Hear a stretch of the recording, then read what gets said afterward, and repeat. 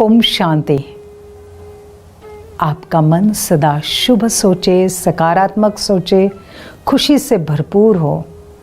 आप सदा संपूर्ण स्वस्थ रहे, मस्त रहे और आपके मस्तक पर परमात्मा की आशीर्वाद का हाथ रहे।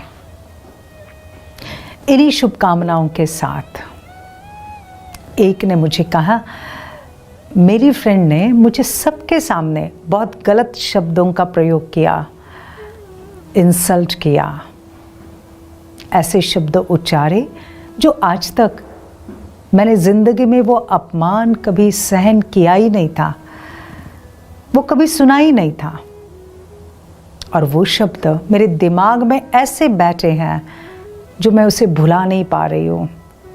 दिन रात मैं वही सोच सोच कर मैं बहुत दुखी हूँ।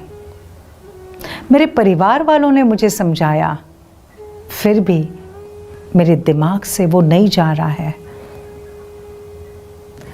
अब क्या कर रहे हो?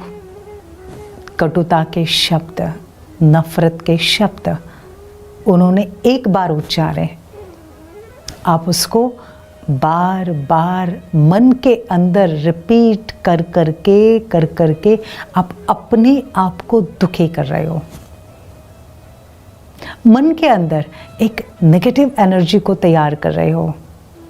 इसका रिजल्ट मन डे बाय डे और ज़्यादा दुखी होता जाएगा। और जितना आप दुखी रहेंगे, इसका असर आपके मन पर, आपके स्वभाव पर, आपकी हेल्थ पर और रिश्तों पर होगा। जिसका मन दुखी तो तन दुखी तो जन दुखी। आपके रिश्ते आपके इस दुख भरे स्वभाव के कारण आपसे दूर चले जाएंगे और आप एक भ्रम में जी रहे हो। जहर का प्याला आप खुद पी रहे हो और सोच रहे हो सामने वाला मर जाएगा। Stop this. इस पर एक उपाय है। उस कटुता को, नकारात्मक शब्दों को भूल जाओ, भूल जाओ। कैसे भूलेंगे? एक बात सोचो, उसने मेरे साथ जो किया, दैट वॉज माई कार्मिक अकाउंट। मेरा पिछला हिसाब किताब था, चुकता हो गया। सेकंड, उसने जो शब्द उच्चारे वैसे मैं हूं नहीं, तो why I am taking it seriously? छोड़ दो।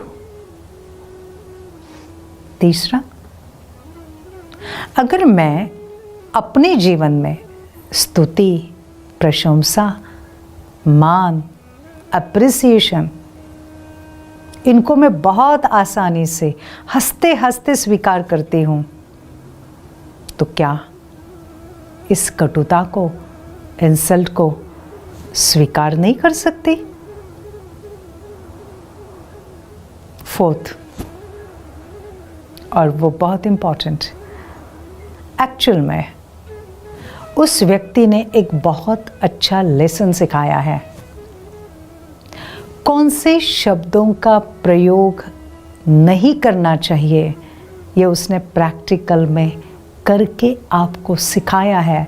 तो उस व्यक्ति का आभार मानो, थैंक यू कहो। कौन से शब्दों का प्रयोग करना चाहिए, इस तरफ उसने आपका ध्यान खिंचवाया। तो आज से भूल जाओ, तो मन शांत रहेगा।